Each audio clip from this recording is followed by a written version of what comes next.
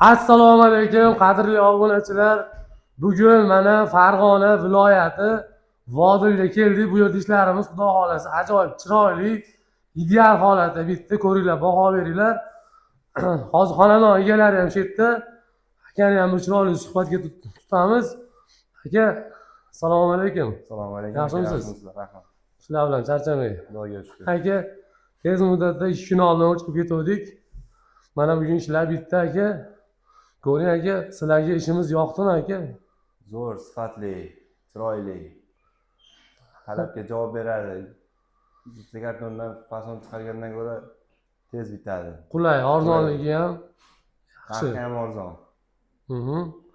Mana hozir buni butun O'zbekiston ahli ko'ryapti aka.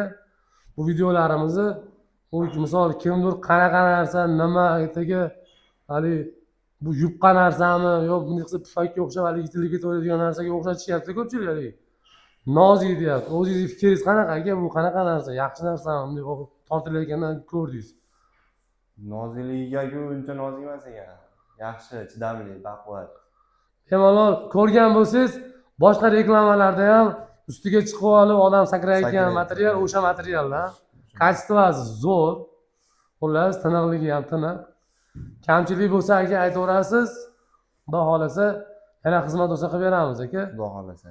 Bizga yana qanaqa savollaringiz bor aka? Bemalol savolingizni bersangiz javob beraveramiz. Savollar ish jarayonida ko'rib o'zimiz nima qildik. Ish jarayonida ustida turdik, ko'rdik. Ustalarda ishlashiga qaraganda savol ham qolmadi, o'z javobim oldim. Ha, tez muddatda bo'lish sizga yoqdi. Bo'ldi. O'zi tezda kelib bu narsalar kutmaysizda o'zi. 1 soat vaqtlari ketmadi-da. Tez, sifatli. Butun O'zbekiston ahliga bu narsani tavsiya qilaverasiz, to'g'rimi? Bemalol tavsiya qilaman. Biz maqsad buni video qilishimizdan maqsad o'sha hali har xil negativ fikrda bo'lganlarga sababi shu narsani ko'rsataylik, shu narsani odamlar uyda egalaridan o'sha suhbatga tortib, o'zlaridan eshitsin degan holatda biz suhbatga tortyapmiz.